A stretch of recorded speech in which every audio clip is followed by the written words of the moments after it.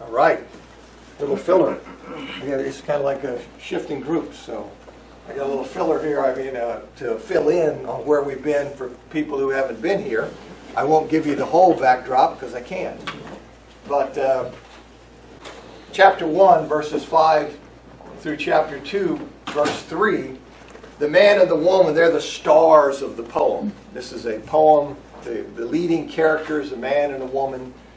And there in those verses, chapter 1, verse 5, chapter 2, verse 3, the stars declare their attractiveness to each other. He extols her beauty, says that she stands out among all other women, and she similarly compliments his handsomeness, that he's just great, stands out among all the young men. Then in chapter 2, verse 4 to 7, the woman expresses her eager anticipation of the fulfillment of her sexual desire that will be experienced on their approaching wedding day. She says, in essence, that the wait until that consummation is killing her. That would be our terminology. And so she warns others against getting too sexually revved up before that longing can be satisfied in marriage. As I said a couple of times, what that really is, I think it's a poetic way of emphasizing the strength of her sexual desire for her man. It's a way of, so she's saying that it's so just overpowering. I don't get into that, you see. So I think it's a way of emphasizing her attraction and how powerful this is. Chapter 2, verse 8 to 17, we see with the wedding approaching, there's a morning scene and a night scene. And around daybreak, the man is portrayed as bounding over mountains and hills like a young stag to see his love. So he's as hot for her as she is for him. This isn't a one-way deal. He's like, pictured as, he's, first one it says a young stag, but he's bounding over these hills and things, and he pleads with her from outside her home to come away with him so they can have focused time together. He wants to hear her voice. He wants to be able to look at her, just the two of them, just to engage her and to be there like that. And he wants this to occur in this delightful setting of a spring morning. He describes how everything is just so idyllic and beautiful and stuff's popping out and fragrances, and it's just this wonderful environment. Come on, let's steal away and let's go to be together so we can just enjoy each other. Now, despite her sexual desire, which has been laid out in no uncertain terms, the woman recognizes that this isolated and prolonged visit that her love envisions in a sensual atmosphere, no less, she recognizes that it's morally dangerous. That they easily could be overcome in that setting by the power of sexual temptation. And as I mentioned last week, that's advice for people. How many young people could heed that advice of saying, circumstances, if you can stay out of them, you can stay out of trouble. You can stay out of immorality. So she tells him, and this strikes us as a strange phrase, she tells him to catch the little foxes that do damage. See, which is a way of saying it would be potentially damaging them for them to follow through on his suggestion.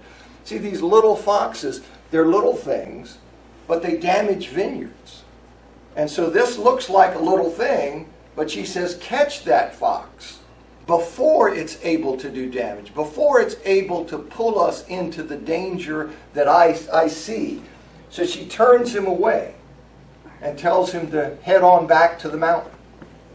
And she does that because the time is not yet right. And I quoted Duguid, where he says that her no is a not yet, my love, not a never. It's just that the time is not yet right because we're not married. So she sends him back. Now, having declined her love's invitation for this temptation-laden getaway, in chapter 3, verses 1 to 5, the woman's experiencing anxiety over losing him, which manifests itself in these repeated dreams that she's having. And you can imagine how that would be. You've got somebody, you're crazy about him. He comes here, this is poetry, understand? He comes here looking for, she sends him away And then you can see the anxiety that would create. So she not only has this sexual desire that cannot yet be fulfilled in real life, she has the anxiety now of having sent him away for moral reasons, and this is bubbling out in the dreams that she's having. And so the sexual desire can't find satisfaction yet. It bubbles out in her dreams under this added pressure of having properly declined his invitation. Now the wedding scene begins. That's in chapter 3, verses 1 to 5. The wedding scene begins, as I see it, in chapter 3, verse 6. This is a reference to his approaching bride. It says, "Who is this coming up from the wilderness, like columns of smoke perfumed with myrrh and frankincense, with all the fragrant powders of the merchant?" Now, I want to pick back up there. As I mentioned, it's important to see this. Many translations, they're about split. Is this, who is this coming up, or what is this coming up? And I suggested to you last week that it's better to take it as who is this. And there are many translations that I put up last week that follow that, because the pronoun there is typically who instead of what. Not always. But if you're going to pick, normally it would be who. And also you have this very phrase, who is this? That identical phrase is used 3 times in Song of Songs. It's used in here and in 6:10 and 8:5, and in the other 2 it clearly refers to the woman. So you have this exact phrase 3 times, 2 times clearly refers to the woman. So I'm saying it's better to see it as who is this? It's referring to the woman. You also have the fact that she's associated with these described perfumes of myrrh and frankincense. She is associated with those in chapter 4, verse 6, 4:14. And the columns of smoke, as I mentioned last week, they're really described as palm-like columns. It's not just a straight-up column, it's a palm-like column. And that's significant because it ties to the woman's poetic description in chapter 7, verses 7 and 8, as a palm tree. So I think it's important to see that's what's going on here. Now, if you take it as what is this, that's going to have a big effect on how you're going to read the next section. Okay? So that's where I want to get, and this next section is key and probably the most controversial for how I'm presenting this to you. But it says, "Behold, his bed, Solomon's, 60 mighty men surrounded of the mighty men of Israel. All are skilled with a sword, experienced in battle, each with his sword at his side because of the terrors of the night. King Solomon made for himself a canopied bed from the wood of Lebanon. He made its posts of silver, its roof of gold, and its cushion of purple fabric. Its interior was paved with love by the daughters of Jerusalem. Go out, O daughters of Zion, and look upon King Solomon, with the crown with which his mother crowned him on the day of his wedding, on the day of the gladness of his heart." Now, the translation, there are a number of issues here, a number of questionable things or things that people could dispute. I've translated it this way. I want to explain some of those things, point them out to you. You can weigh them and see if you think what I'm saying to you makes sense. First here, the thing here is bed. The word mitah in verse 7 there, that I translate bed, in your translation, very oftentimes, I'd say typically, it's translated as litter or carriage, meaning some kind of portable bed or portable couch, that you could picture a king being carried on kind of thing. Okay, so it's many times it's translated that way, but the word often refers simply to a bed. It refers simply to a bed, which in the case of a king, it's often elevated and made of expensive materials. Here are just some examples where a king's mitah is translated simply bed. And so that is certainly a way that it's used. So then why go with this idea of litter or portable bed or couch kind of thing? Portable couch. Well, it's because of how do you understand the previous verse? You see, if you say, who is this, and the this is feminine, so I'm saying it's who is this. It's who is this? It's a woman. It's the same woman who it is in 6:10 and in 8:5. But if you say, what is this? Mitah is feminine. So you can say, oh, what is this? Okay, it's the litter that's coming. All right, so that's the question. I'm going with bed, and I see this section, 3:7 to 11, just as this interjection here. She's coming up at the beginning of the wedding. and I'll tell you what I think's being said here. But first is that question of that translation. And then you have another word. You hear canopy bed. Okay, that's oftentimes translated as sedan chair. Okay, so you've got litter, and if you're going with litter, partly influenced by verse 6, this idea of a portable thing, some means of conveyance, well then this idea of a sedan chair would fit because that's, you're riding in it kind of thing.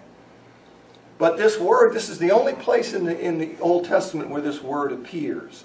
And the etymology of the word is uncertain. So when you're trying to determine what does the word mean, they look for other languages. Where did this word come from? Well, did it come from Ugaritic? Did it come from over here? And so then they find a word they think this word derived from, and then we look and we say, well, what does that word mean in that language? And so there's a great deal of uncertainty here. So what I'm going with is there's a fellow, Michael V. Fox, who's a world-class Hebraist, written many commentaries on Old Testament books and things. But Michael Fox renders that canopy bed. And so I think that fits. I'm going with bed, and then you have an alternate. You could go litter or sedan chair connected. Or if you're going bed the way I'm going, well then I'll go with Fox on canopy bed. And Fox isn't the only one. Jack Sasson, who's another world-class Hebraist, he says in a book that he wrote, a major contribution, or an article he wrote, major contribution to Song of Songs scholarship, talking about Michael Fox's contribution to Song of Songs scholarship. And he renders it a canopy bed for his own use did King Solomon make with timber of Lebanon. So it's not crazy. I'd say there's a great deal of uncertainty into what this word means. Then I follow the Common English Bible in rendering this seat. I render it cushion. Okay, because if I'm going with bed, which I think is right, then where do you sit on a bed? People do sit on beds. For example, 1 Samuel 28:23. Well, it would be some sort of cushion, whether it would be equivalent to our mattress, but it would be some sort of cushion. Now, the Common English Bible goes plural, but the noun is singular, so I just went with cushion. And then as Eliasis suggests, in his book, Flashes of Fire, A Literary Analysis of Song of Songs, I think this phrase, paved with love, is a metaphor for the acts of love that occurred there between Solomon and the daughters of Israel, daughters of Jerusalem. I remind you, Solomon, in disobedience to God, had what, 700 wives, 300 concubines. So this guy had an awful lot of ladies. And I think that's what this is about. So what do I think is going on here? And I'm not alone in this. I think the point as I see it is that as she's coming here, you have this break-in to have the people, they're called to consider the security and the opulence that Solomon offers brides, and to think about how that pales in comparison to the rich love and the covenant loyalty that will characterize the marriage of the man and the woman. The young women, they're now called daughters of Zion. These young women who have been around in the background all the time, they're called daughters of Zion to distinguish them from the daughters of Jerusalem who paved Solomon's bed with love. And they're called to look upon King Solomon on his wedding day in light of all the women with whom he shared his bed, and to reflect on what really matters in marriage. I mean, is marriage really, in essence, is it about physical security? Because you can't beat Solomon. Solomon's got a whole army to protect you from the terrors of the night. Is that what it's about? Is it about the wealth? I mean, he's got, posts of silver, canopy bed, roof of gold, posts of silver. That also doesn't seem to me like something somebody wants to carry, by the way. But you see, so is that what it's about? Is it about security? Is it about wealth? You see, isn't a marriage with modest means, but genuine love and exclusive devotion, isn't that better than entering a royal harem? Regardless of how content Solomon may be with the situation. I mean, Solomon cared. I mean, he's happy. Solomon's got, what's he got a marriage a day going? I mean, I don't know. But what really matters in a marriage? Here's what Duguid says about it. This is Ian Duguid, who wrote a commentary that was very helpful to me in the Tyndale series. Just came out in 2015. But he says, if interpreting Paved with Love as a metaphor for sexual conduct, as Eliasis argues, is correct, then Solomon's lovemaking to the many daughters of Jerusalem in these opulent surroundings would contrast dramatically with the exclusive love of the man and his beloved in the much simpler surroundings.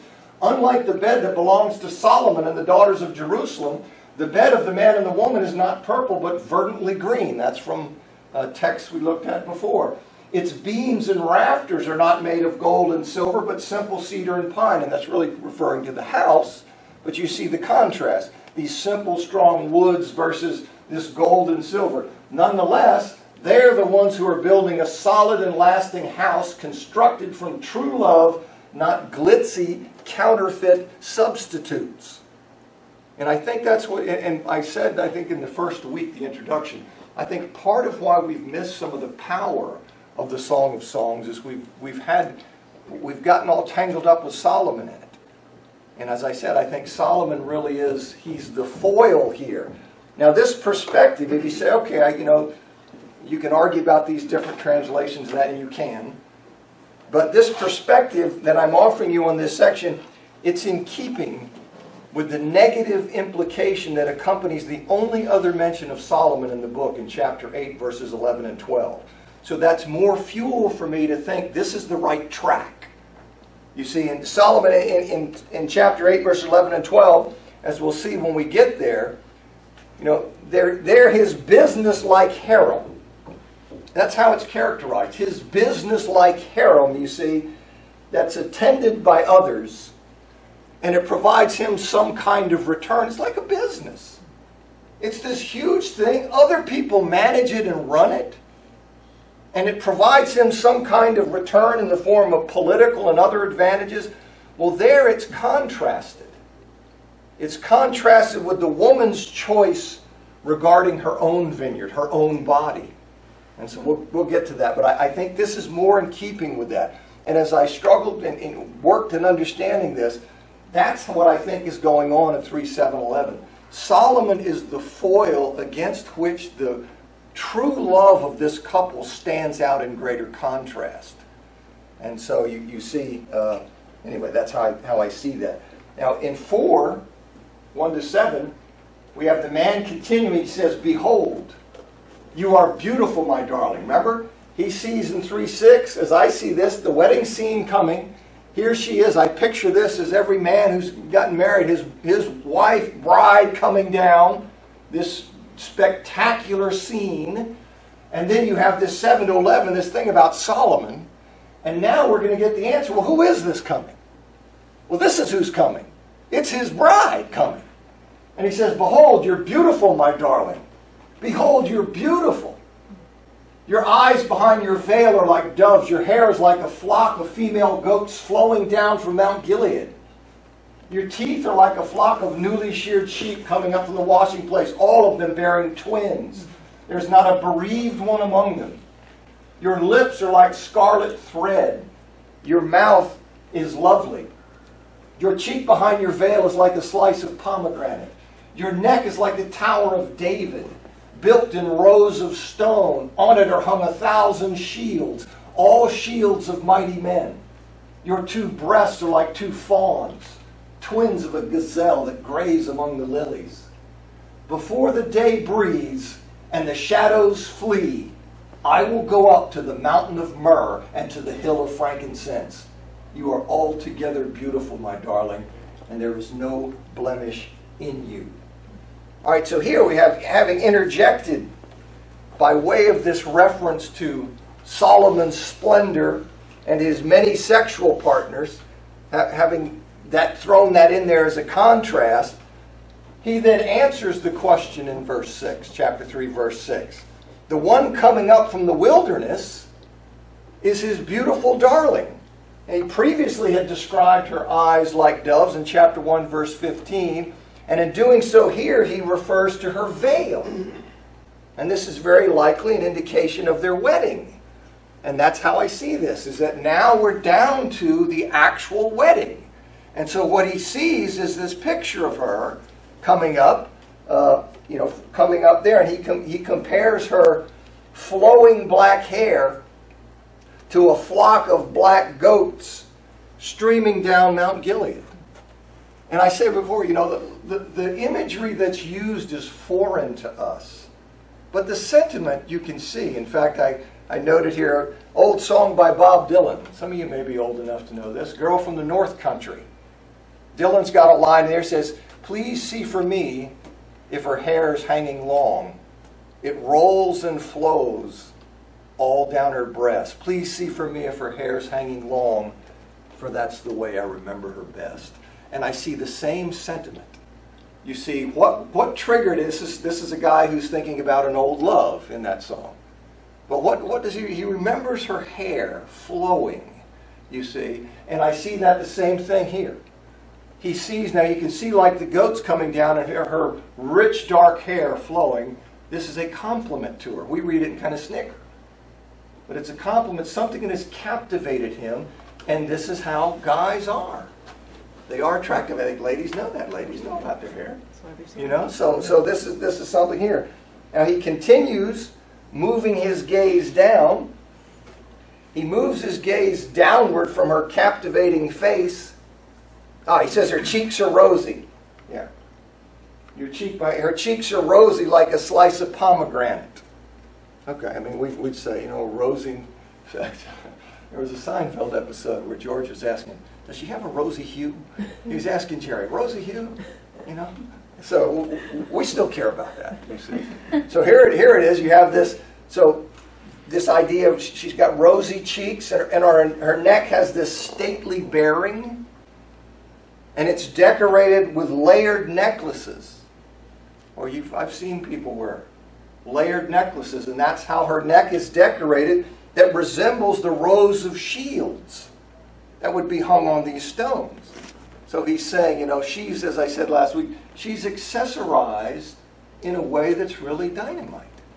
There's ways you can do that don't really enhance you, but there are ways of accessorizing that are like, whoa.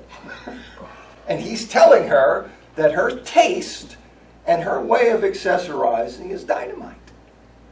And so this is part of what's going on. Now he continues moving his gaze downward from her captivating face to her stately decorated neck, and then he moves on down to her breasts. And they are symmetrical, and they move gently as she moves. You see, like two fawns grazing among the lilies. You see, there's just this gentle movement. And he notices. He sees. And so this guy's, he's taken and he's telling her that she's, really nice. He really likes her, likes the way she looks. And at this point, he breaks off his description of his love's captivating beauty. He just breaks it off and he declares his intention to enjoy her breasts before daybreak. This is part of why I'm saying this is wedding day, baby. So he declares his intention. He's going to the mountain of myrrh and the hill of frankincense.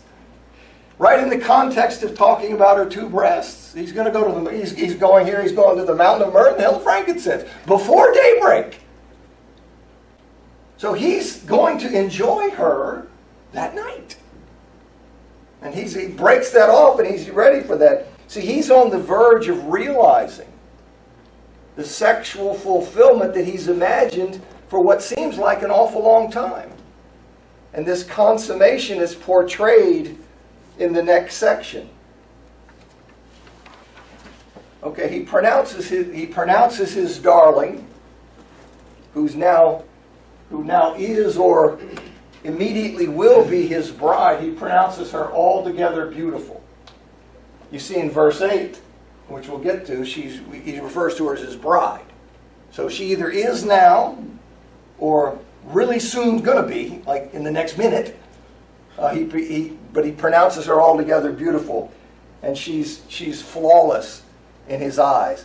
Now there was something I wanted to mention that I'm trying to see if let me go back to 3:6, because I might have forgotten 3:6. Oh well. You guys got to hang with me here. Well, yeah. Here's what I forgot to say this because I think it's important. This idea: who's coming up from the wilderness? You say, what's that about? How can that possibly refer to his bride coming up? And what I think is going on there is that in his mind, as she's coming to join him in marriage, she's coming into his household. And I think from his perspective, whether it's male ego or whatever it is, I think he sees in his mind that she's coming from the place of relative insecurity and want, the wilderness, to his home, which is a place of provision and plenty. So I think that's why it's characterized that way. Because you say, why is this thing? And in the poetry, I think that's what's happening. Is in his mind, she's moving and coming into his house and becoming his bride, his wife. That she's moving from what he perceives to be wilderness, relative insecurity and want, into his place, and he's going to take care of her. All right. I thought I forgot to say that. I couldn't find where I had, but there you have it. Burp, burp, burp. Okay. Now I'll never get back to where I'm supposed to be, but that's how that works. Okay, so he continues. Let's go to 4:8. All right, 4:8. Man continues. Come with me from Lebanon, my bride. With me from Lebanon come. So here we see now we have the reference to my bride. Okay, so he says, come with me from Lebanon, my bride. Come with me from Lebanon come. Descend from the peak of Amana, from the peak of Senir and Hermon, from the dens of lions, from the mountains of leopards. You have stolen my heart, my sister, my bride. You have stolen my heart with one glance from your eyes, with one jewel of your necklace. How beautiful are your caresses. And you remember we talked about caresses and how this carries this sense of sexual touching. He says, how beautiful are your caresses, my sister, my bride. How much better are your caresses than wine, and the fragrance of your oils than all spices. Your lips drip nectar, my bride. Honey and milk are under your tongue. I know we wouldn't talk this way, you see, but you got to get what he's saying. Honey and milk are under your tongue, and the fragrance of your garments is like the fragrance of Lebanon. A locked garden is my sister, my bride. You are an enclosed spring, a sealed up fountain. Your shoots are a park of pomegranates with choice fruits, henna and nard and saffron, calamus and cinnamon, with every kind of incense tree, with myrrh and aloes and all the finest spices. You are a garden fountain, a well of flowing water streaming down from Lebanon. The woman, awake, north wind, and come, south wind. Blow on my garden, let its spices flow. Let my love come into his garden and eat its choice fruits. The man, I come to my garden, my sister, my bride. I gather my myrrh and my spice, eat my honeycomb with my honey. I drink my wine with my milk. The daughters of Jerusalem, eat, friends, drink, and be drunk with caresses.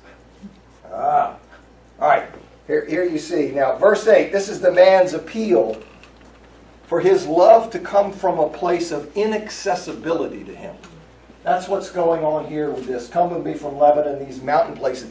It's an appeal for her to come. She has been inaccessible to him. Come from a place of inaccessibility to me. And that inaccessibility, it's represented by these mountain peaks that were inaccessible both because of topography. I mean, unless you're going to be one of these guys who wants to go scale mountains, both because of topography and because of the presence of predators. So even if you were somebody who was going to go out and scale mountains, you'd have to fight off the lions and fight off, the leopards. So that's what's pictured there. It's his appeal for her to come to him from a place of inaccessibility and to join him on life's journey as a married couple. You see, when he says, come with me from Lebanon, my bride, with me from Lebanon, come. He wants her to join him. And this is what marriage is. You know, I saw some article not long ago about some woman who was bragging about how sexually free she was and, you know, slept with everybody and didn't care and all this stuff. And the guy writing the article said, well, I'd like to talk to her when she's 70. You see, and I'm telling you, this is what marriage is. Marriage is a partnership where you journey through life together. It involves all of this excitement of sexuality. All of that I understand. But what it is a journey of two people who go through all of these things together. Raise families, deal with sickness, all of these things. It is a life partner who, when you're old and you look, you've traveled together through all of this stuff. It's not to be traded for anything. You see, for anything. And that's his call here. He wants her. And I look at it, these could be wedding vows. I mean, he's saying, you know, come with me. Come with me and we will begin a journey of life together. And he tells her in verse 9 that she drives him crazy. In a good way. You see, that it was love at first sight. You know, she had him at hello. I think that's the way the line goes, right? He says, you've stolen my heart. You've stolen my heart with one glance from your eyes, with one jewel from your necklace. That was it. You had me, we might say, from Jump Street. I was captivated by you. And in calling her sister, as well as bride, he indicates that his attraction to her is relational, as well as physical. It is relational.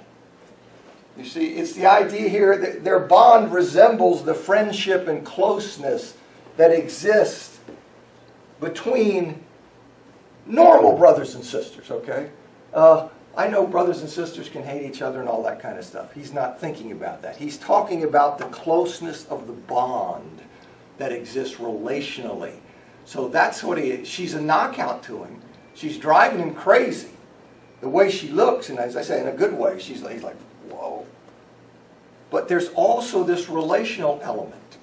And you saw that with her as well. In verse 10, he's longing for the lovemaking that he's about to enjoy with his bride, as the woman had longed for it in chapter 1, verse 2. He's longing for this. Though she, at that time, she was further away from fulfillment. This guy's right there. You see, he's right there. How beautiful are your caresses, my sister, my bride. How much better are your caresses. So he's like, just as she was saying and expressing how much she wanted that, he's saying that now, but he is at the door. You see, he's at the door. This is the wedding. And so then in verse 11, he depicts just this sensual carnival he experiences, as in my judgment, as they engage in foreplay. This is simply this sensual carnival he's painting here. The aromas are wonderful. Her lips and her kisses are sweet. Like I said, we wouldn't talk that way if we wanted to say, you know, man, I just wanted to eat her up. I mean, she was so sweet. No, that's how they're going to say it. But that's what he's talking about. You see, it is a sensual carnival. And he's trying to express that. And that's what he's experiencing and going through. Like I say, the aromas are like just great. Her lips and her kisses are like unbelievable. And so he puts it out this way. Now, verse 12, it portrays the fact she's a virgin.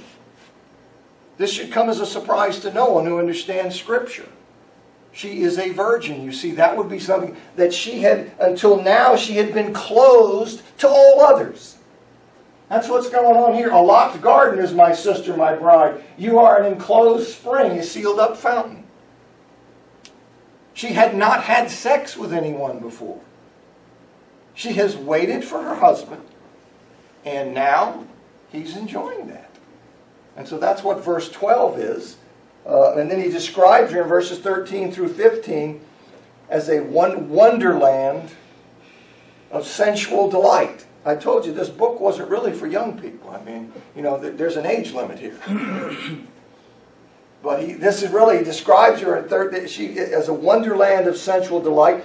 She's like the best of fruits in his mouth. You know, just unbelievable. And she's a mixture of the most beautiful fragrances on earth. So all of these things you see, these are sensory things. He's not going to be vulgar. He's going to portray this sensual experience in these kinds of terms. And so that's what he's doing here. She's as delightful as a garden spring. You see, that's constantly providing refreshing and life-giving water that streams down from the mountain ranges of Lebanon. You see, that's something that's very pleasing, life-giving. And this may also speak to her physical readiness for sexual activity. That's all I'm saying. All right. Now, we would use, again, different metaphors, but you cannot miss. You can't miss how into his bride he is and how he's aching to be intimate with her. This is what he's after. Then in verse 16, the woman now, she now expresses the desire that her husband recognize her readiness and now enter into her, described poetically as his coming into her garden and eating its choice fruits. You see, I mean, this is tastefully done. But she's ready. She's saying it is time. You see, she wants this, this idea of this north wind, send the signal so that he recognizes I'm ready. And it says, blow on my garden, let its spices flow, let my love come into his garden and eat its choice fruits. Okay, we're talking about sexual intimacy. And this is in marriage. This is what the woman is expressing. And it's portrayed, as I said, tastefully. Coming into she says, and in 5:1, it portrays this. The man says, I come to my garden. See, my garden, my sister, my bride. I gather my myrrh with my spice. I eat my honeycomb with my honey. I drink my wine with my milk. This is a tasteful way, you see, of portraying their sexual union. His coming to his garden to enjoy all of its sensual pleasures. So here we have the marriage, and we have the consummation of the marriage, what they've been longing for so long. And then we have the daughters of Jerusalem, eat, friends, drink, and be drunk with caresses. The daughters of Jerusalem, who in chapter 1, verse 4, do you remember they expressed their intent there to celebrate the couple's marital union? They said that there. Well, they now do so. They celebrate that. They rejoice in the marital bliss of the newlyweds. See, urging them to enjoy the occasion and to enjoy each other's bodies. Be drunk with caresses. See, urging them to do that. To celebrate it and to experience this. They're happy for them. And as I said, with regard to chapter 1, verse 4, the one flesh union of marriage, it's a good thing. You see, it's a blessing from God. It's a wonderful thing to be experienced, to be enjoyed. And the community of faith, as represented by the maidens, the friends, people who love the couple, as they're married, they celebrate with them because they're happy that they've come together and are able to experience all the blessings of marriage. And so this is what they're doing. They're celebrating with them, saying, enjoy. As I said, this is so different from this celibacy stuff that you see in the early church. You see this notion of the rightness and goodness and blessedness of sexual experience within the bonds of marriage. And as I said then too, the caricature of Christians, how they try to portray Christians, this is the enemy doing this, to try to portray Christians as though they have some kind of hang-up, is how they put it. No hang-up. Just understand self-control and that gift is given for exercise in that committed relationship. And so here, when that happens, it's joy for everybody. Everybody celebrates. Good, enjoy each other. Just enjoy each other. Don't be guilty. Enjoy. Don't let these things that you've heard. You're married, you enjoy. Okay, so that's what I think there. You see that going on. And 5:2 to 8 says, the woman says, I was asleep, but my heart was awake. Okay, so she's dreaming, she's in a semi-conscious state. She says, I'm asleep, but something's revved. Listen, my love is knocking. The man, open to me, my sister, my darling, my dove, my perfect one. My head is drenched with dew, my hair with the dampness of the night. Woman, I've taken off my tunic.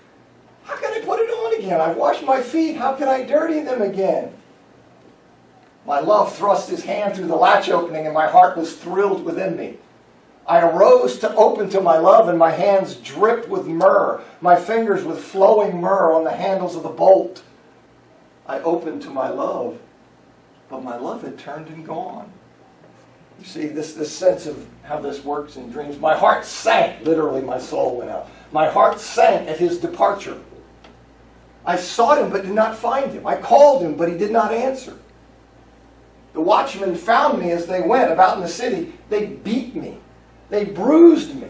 They took away my cloak, those watchmen of the walls. I charge you, O daughters of Jerusalem, if you find my love, what will you tell him? That I'm sick from love. What's going on here? Now, while the woman slept, it says her mind, literally it's her heart representing her mind and her emotions. It was awake, which suggests, as I said, she's either dreaming, she's in a semi-conscious state. She's not awake, and this isn't something that's just happening.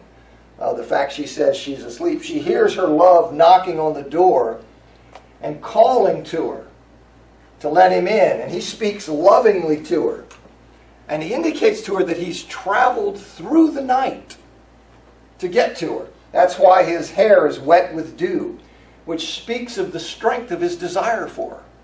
So he's here, traveled all night, came through, he's covered in dew, made that journey to get to her, and she responds in verse 3 to her love's appeal, as I see this, by playfully putting him off and fanning his flame by mentioning that she's already in bed in her underwear. She says, I've taken my tunic off. And so here he comes, talking to her. Hey, dear, how could I possibly get up? I'm just sitting here mostly naked. How could I possibly get up and dirty my feet? I think this is just playful, and I think it's a way of fanning his flame. Well, after that, he's ready to come through the door. That's why you see this. It says, my love thrusts his hand through the door. Well, he's ready. She's up. I don't know. It'd be hard for me to walk across that floor. I don't know. I'm here. Just took my tunic off, and I don't know if I can do that. This guy wants in. You see, he's ready. He's ready to come to you. He reaches his hand through the latch opening. Perhaps he's opening the door, hoping the door's not locked. And the woman's excited by the prospect of their impending union. I mean, she's excited. Her heart's thrilled. She's got, dripped with myrrh and flowing with myrrh. I mean, she's all perfect. She's ready. She's excited about this. Yet, as happens in dreams, when she opens the door, in verse 6, he's gone. Right? You saw this in the other dreams. That's the way dreams are. He's gone. Then he shows up. So he's gone. Now, I think this absence, I think the absence is created here by the poet to depict the woman's desire for her man in their marriage relationship. That's what I think is going on here. See, after they have experienced each other sexually, see, that desire, that's reflected in her despair that he's departed, in her seeking after him when he's not there. She goes and looks for him, and in her disappointment in not finding him. See, their having been sexually intimate in marriage has not diminished or extinguished their desire for each other, as though it's a case of been there, done that. That's not how it is. And I think this separation is to paint that idea that it's not that way. That it's not, you're all revved up, you're just on fire, you get married, you spend a bit of time together, and that's it. I now no longer have this sexual pull and bond to my spouse. That's not it at all. See, she still has this intense longing for him, and it's represented here. It comes out in this dream where he's gone and she's longing for him. See, on the contrary, having shared in the one flesh union of marriage, their bond is so close, and thus their desire for each other is so great, that being separated from her man now produces even more distress and pain than did her separation during their betrothal. Do you remember how that was? That she was out there and she had a similar thing. She's walking along. Have you seen him? Talks to the watchman. But in that case, they didn't beat her. You see, so here I think what it is depicting, the poet is saying, listen, that far from the idea that having gotten together diminishes this, it is not the case at all, that now the separation from him is even more painful. It has enhanced their union, their intimacy, their closeness, because they've shared what only men and women in marriage share. And so that's what I think he's after. See, that symbolized, I said, her being beaten and abused by the watchman, unlike what had happened in her dream in chapter 3, verse 3. And it's also symbolized in her charge to the daughters of Jerusalem to tell her love that she's lovesick in the event they succeed in finding him. Will you tell him I'm jonesing? Okay, well, why? What's up? Well, that's my husband. And I'm into him even more. You see, and there's a lesson to be learned. I'm telling you, there's a lesson to be learned in our society and culture. That's all through here. Ignore that. All right. Daughters of Jerusalem, how is your beloved better than another beloved, most beautiful of women? How is your beloved better than another beloved, that you charge us this way? Now here we have the daughters of Jerusalem, and the woman then responds and says, my love is radiant and ruddy, outstanding among 10,000. His head is purest gold, his hair is wavy, black as a raven. His eyes are like doves beside streams of water, bathed in milk and fitly set. His cheeks are like garden beds of balsam trees, towers of spices. His lips are lilies dripping, flowing myrrh. His arms are rods of gold set with topaz. His abdomen is polished ivory, bedecked with lapis lazuli. His legs are alabaster columns set on bases of gold. His appearance is like Lebanon, choice as the cedars. His mouth is most sweet, and he's altogether desirable. This is my love, and this is my friend, O daughters of Jerusalem.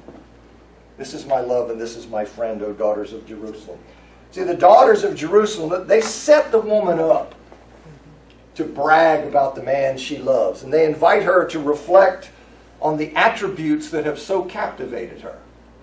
This is what they want to do. So what's so special about him that you're lovesick? You know, what's the deal with him? I mean, why is he so special? And so they're serving this up to her so she can go ahead and brag on him. And in addressing her as most beautiful of women, they repeat the man's description of her in chapter 1, verse 8. And perhaps that serves to remind her of his deep appreciation of her beauty. But then the woman describes her love here, describes him in these poetical terms that reflect how she feels about him. You see, he is her idealized Superman. She has the greatest appreciation for him, just crazy about him. And so this is how she sees him in all of these things here. You know, this physical description and all of that. She's just crazy about it. In her eyes, he looks amazing. He smells amazing. He's a complete delight to kiss. She just is absolutely crazy. She says he is altogether desirable. This guy, you know, I like, cleaned house when I pick this guy. And that's how she feels. And I got to tell you, I know her man's loving this. You see, he's liking this feeling. And so this is how she feels about him. But beyond his physical attractiveness, he's her soulmate. You see, and that's when, this would be completely different if you simply talked about physical attraction. Part of the joy of the bonding and all is the uniting of soul. It is the two people. That's what intimacy is. You see, it has a physical component to it, but if there's not the emotional soul component to it, you're missing a large chunk of it. And so here's a person who recognizes that, and she says he's her soulmate, her love, and her friend. You see, as he refers to her as what? His sister. Not in some way like, oh, you got him with his sister. No, it's the relationship. That's what they're talking about. And so she has this toward him, he has this towards her. And so this is marriage. This is the bond that you see in the two people. And then we have here in 6:1, I know that bell's going to ring, the daughters of Jerusalem. They say, where has your love gone, O most beautiful of women? Where has your love turned that we may seek him with you? So we're still in the dream. And we're saying, look, you're looking for him. We need some direction. We can't just go out and do order, house to house. We got to tell us, where was he? Give me a quadrant. Let me know somewhere that he is. She says, my love has gone down to his garden, to beds of spice, to graze in the gardens and gather lilies. I am my love's and my love is mine. He grazes among the lilies. You see, they ask for the general direction so they can help her locate. And again, this is dream. They can help. They obviously can't search everywhere. They need some focus. And then suddenly, and without explanation, as happens in dreams, the distressing separation is over. It's over, and the man and woman are back together in sexual intimacy. So see, this is in here, I think, to show the power and the attraction is not diminished. It is enhanced by sharing in what God has given in marriage. So it's not a case like that. So here it's even greater. The separation causes more pain to show that it hasn't been extinguished by sharing each other in marriage. And so then we wind up, it hasn't diminished that love. And one other thing, I heard the second bell. But another point is that, so you have that desire for each other, but it's also, see, the marriage has freed them from the frustration that accompanied the betrothal. You see, in the betrothal, they had all this and this power and this stuff, but it couldn't be satisfied. You see, so now we have a picture of not only is this love not extinguished by the sexual intimacy of marriage, it's enhanced, but also that power, don't fear, because in marriage, that pull and that power can be wonderfully and beautifully satisfied. Unlike in the betrothal, where they had to remain frustrated until the right time. All right, I heard that bell. Thanks for coming.